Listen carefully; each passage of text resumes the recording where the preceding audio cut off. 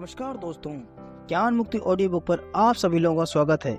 पैसे की पाइपलाइन बनाना सीखो, द पैरेबल ऑफ पाइपलाइन, जिसे लिखा है बर्ग हेजेस ने।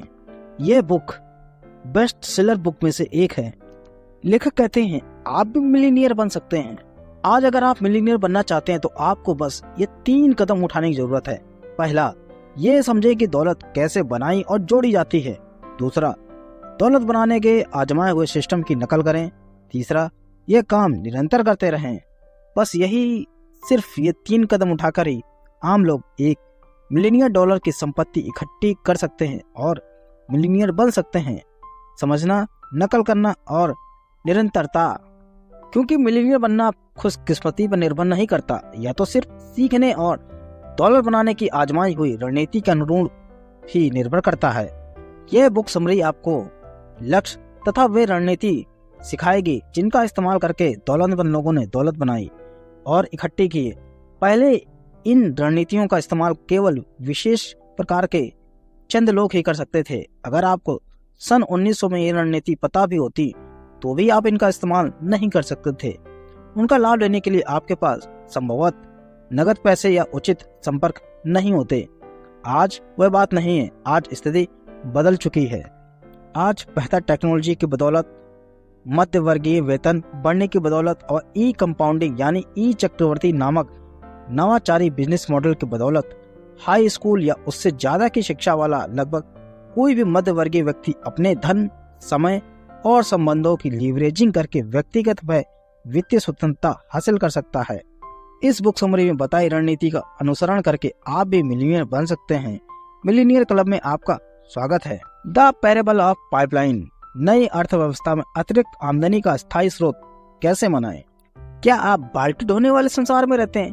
तो दोस्तों, शुरुआत बिल्कुल यहीं से होती है। इसके लिए आपको सबसे पहले ये समझना पड़ेगा आखिर बाल्टी ढोने वाले संसार में हम कैसे रहते हैं। इसकी शुरुआत लेखक एक कहानी के माध्यम से करते हैं। इटली के एक छोटे गांव में पाब्लो और ब्रूनो नाम के 2 महत्वाकांक्षी युवा कजिन अगल बगल में रहते थे। दोनों पक्के दोस्त थे और बड़े सपने देखते थे।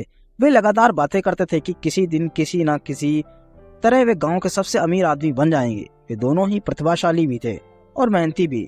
उन्हें तो बस एक अवसर की जरूरत थी। एक दिन उन्हें वह अवसर मिल गया। गांव वालों ने 2 आदमियों को नियुक्त करने का निर्णय लिया जो नजदीक की नदी से पानी लाकर शहर के चौक में हौज में डाले। यह नौकरी पाब्लो को ब्रूनो दोनों को मिल गई। दोनों ने एक एक बाल्टी पकड़ी और नदी की तरफ चले गए। शाम तक उन्होंने शहर के हौज को लबालब भर दिया। गांव के मुखिया ने उन्हें पानी की हर बाल्टी के लिए 1 पेनी का भुगतान भी किया। उनमें से ब्रूनो चिल्लाया, अरे हमारा सपना सच हो गया। मुझे अपनी खुशकिस्मती पर यकीन नहीं हो रहा। लेकिन पाब्लो को इतना यकीन नहीं था। भारी बाल्टियां ढोने की वजह से उसकी पीठ में दर्द हो रहा था और उसके हाथों में छाले भी पड़ गए थे। और अगली सुबह फिर उन्हें ढोने की बात सोचकर ही उन्हें दहशत हो रही थी। उसने संकल्प लिया कि वह नदी से गांव तक पानी लाने की कोई ज्यादा अच्छा उपाय सोचे। पाब्लो ने अपना दिमाग लगाया और पाब्लो बना पाइपलाइन पुरुष।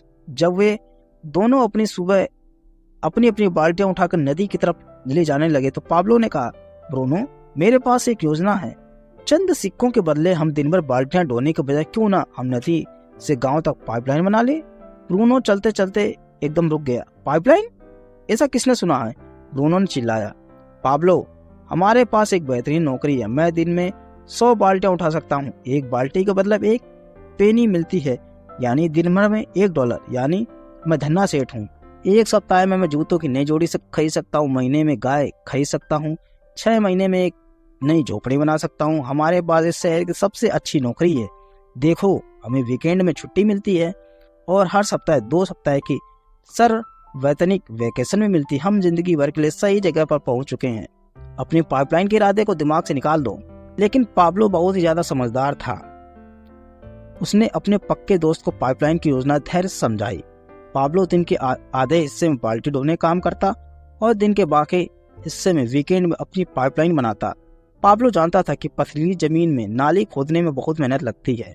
चूंकि उसे ढोई गई बाल्टियों की संख्या के हिसाब से वेतन मिलता था, इसलिए वह जानता था कि उसकी आमदनी पहले कम हो जाएगी।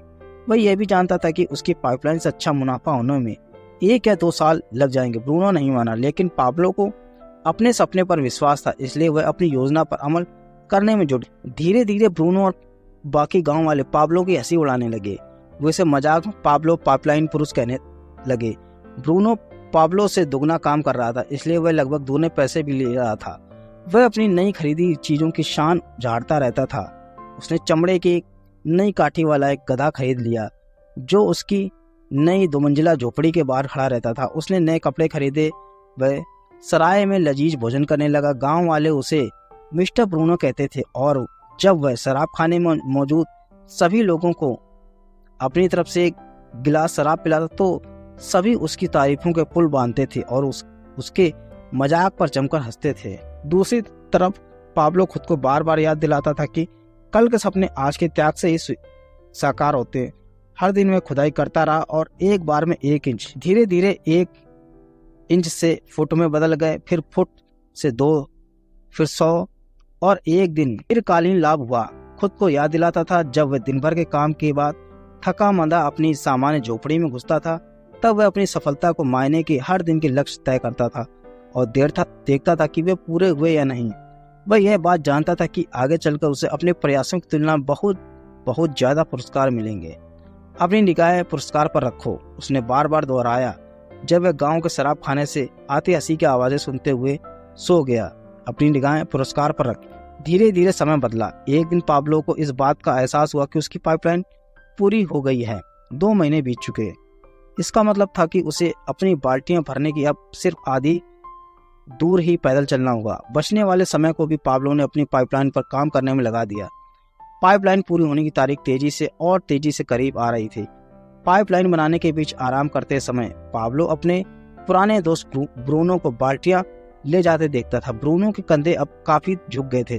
वह दर्द में झुका हुआ था और हर दिन हमाली करने की वजह से उसकी चाल धीमी हो चुकी थी। अब ब्रूनो नाराज और खिन्न था। वह इस बात से चिढ़ रहा था कि वह हर दिन बाल्टियां ढोने के लिए मजबूर है जिंदगी भर तक। अब वह अपने जालीदार झूले में कम समय बिताता था और शराब खाने में ज्यादा समय बिताता था। शराब खाने के लोग ब्रूनो को आते देखकर फुसफुसाते थे, लो ब्रूनो बाल्टी वाला आ गया। फिर शहर का अव्वल शराबी ब्रूनो की झुकी हुई मुद्रा और पैर घसीटकर चलने वाली चाल की नकल करता। उधर पाब्लो का बड़ा दिन आ गया। पाइपलाइन पूरी हो गई। गांव वालों ने आसपास भीड़ लगा ली। जब पानी पाइपलाइन से बहता हुआ गांव के हौज में आ गया, अब गांव के पास ताजे पानी की स्थायी आपूर्ति हो चुकी थी, इसलिए आसपास के इलाके के लोग उस गांव में आकर बसने लगे और इसका विकास हुआ और वह समृद्ध हो चुका। एक बार जब पाइपलाइन पूरी हो गई तो पाब्लो को बाल्टियां ढोकर पानी लाने की कोई जरूरत नहीं रह गई। पानी बहता रहता था, चाहे वह काम करे या न करे।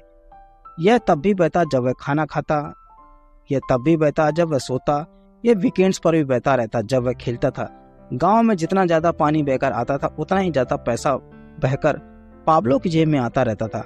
पाइपलाइन वाला पाब्लो अब चमत्कारी पाब्लो के नाम से मशहूर हो गया। नेताओं ने उसकी दूरदृष्टि की प्रशंसा की, उससे मेयर का चुनाव लड़ने को, लेकिन पाब्लो समझता था कि उसने जो किया वह चमत्कार नहीं था, यह तो एक बहुत बड़े सपने का सिर्फ पहला चरण था। देखिए, पाब्लो के पास ऐसी योजनाएं थी जो उसके गांव से बहुत आगे तक जाती थीं। पाब्लो की योजना पूरे संसार में पाइपलाइनें बनाने की थी।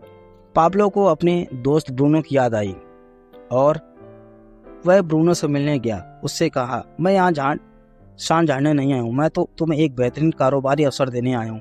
मेरी पहली पाइपलाइन पूरी करने में मुझे 2 साल से ज्यादा लग गए, लेकिन इन 2 सालों में मैंने बहुत कुछ सीखा है। मैं जानता हूँ कि किन औजारों का इस्तेमाल करना, कहाँ खोदना, कैसे पाइपलाइन बिछाने।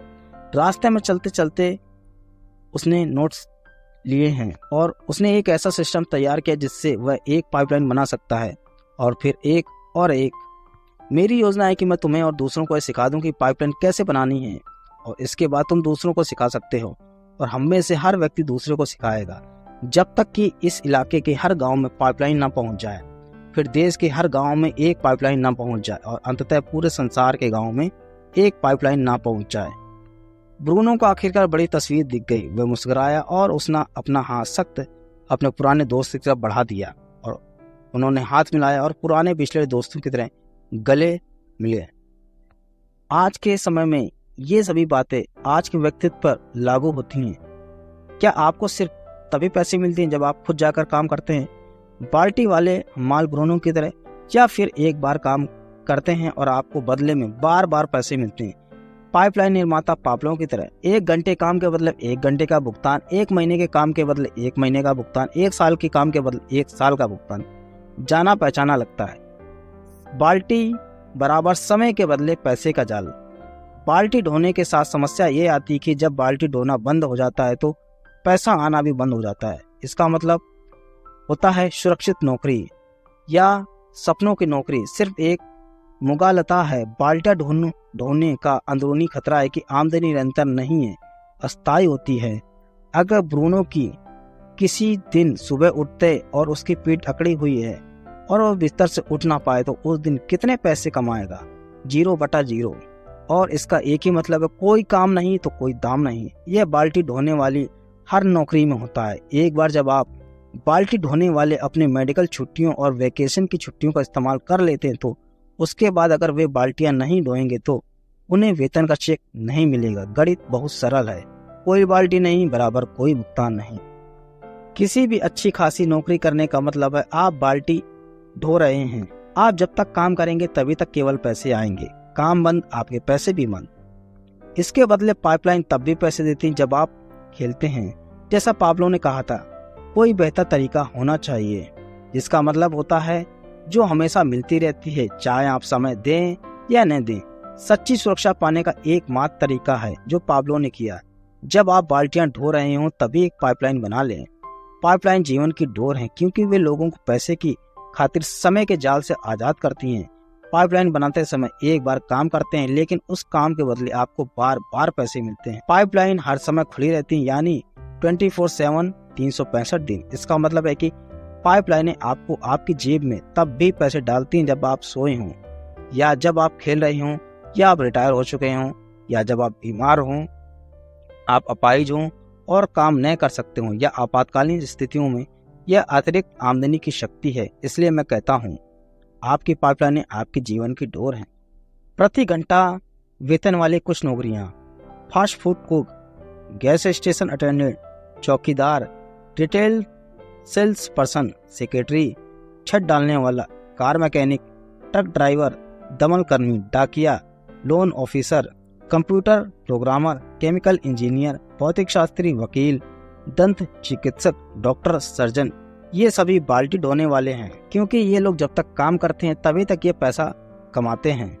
काम बंद, पैसा भी बंद। आखिर आप अपनी पाइपलाइन कैसे बना सकते हैं? लेखक इसका उदाहरण देते हुए कहते हैं, छोटे कस्बे में रहने वाली मार्गरेट लो डालेन नामक टीचर की कहानी है, जिसे वह बताते हैं कि श्रीमती ओ डालेन ने 50 साल से ज्यादा समय तक स्कूल में पढ़ाया। जब 70 की उम्र के बाद वो रिटायर हुई तो हर साल लगभग $85 कमा रही थी, लेकिन 100 वर्ष की उम्र में उनकी मृत्यु हो गई। वह 10 अलग अलग परोपकारी संस्थाओं को लगभग $2 मिलियन छोड़कर गई, जिससे उनका चर्च, उनकी पढ़ाई कराने वाले स्कूल और बॉयकॉट स्काउट 2 शामिल थे। 10,000 प्रति वर्ष से भी कम आमदनी वाली महिला इतनी भारी दौलत कैसे इकट्ठी कर सकती थी? आसान है। उसने अच्छे शेयरों में नियमित मासिक निवेश करके दीर्घकालीन निवेश पाइपलाइन बनाई और इसे समय के साथ चक्रवर्ती होने दिया। आप भी शेयर मार्केट को सीखकर अपनी पाइपलाइन की डोर बना सकते हैं और अपने पैसे को चक्रवर्ती ब्याज में बदल सकते हैं। छोटे त्याग और बड़े परिणाम आपको इससे मिलेंगे, क्योंकि चक्रवर्ती ब्याज का जादू ही वह कारण है जिसकी बदौलत केनेडी, ड्यूपॉन्ट, फायरस्टोन, फोर्ड, रॉकेफेलर और गेटी नामक हजारों वॉरिस जीवन भर विलासिता में जिएंगे, फिर भी उनकी दौलत कभी नहीं सूखेगी। वास्तव में उनकी बाल्टी कभी नहीं सूखती, क्योंकि पाइपलाइन दशकों तक लगातार काम करती है।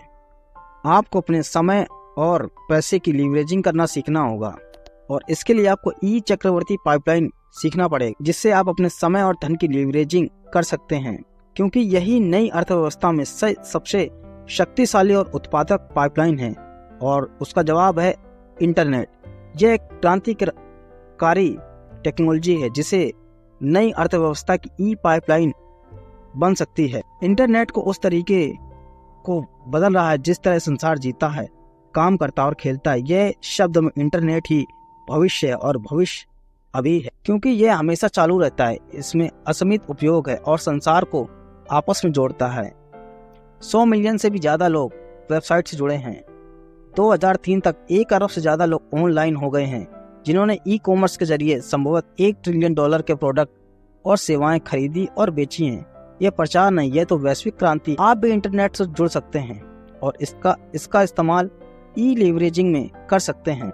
इंटरनेट पर आप अपनी वेबसाइट बनाकर ई कॉमर्स प्लेटफॉर्म पर अपने प्रोडक्ट बेचकर, खरीदकर, अपने कोर्सेज बेचकर और नेटवर्क मार्केटिंग कर आप समय और धन के लीवरेजिंग कर सकते हैं। आपके अंदर जो भी काबिलियत है आप उसका इस्तेमाल इंटरनेट पर कर सकते हैं, क्योंकि इंटरनेट एक वास्तविक पाइपलाइन है जिसका इस्तेमाल आप मिलियनेयर बनने के लिए कर सकते हैं। धन्यवाद दोस्तों।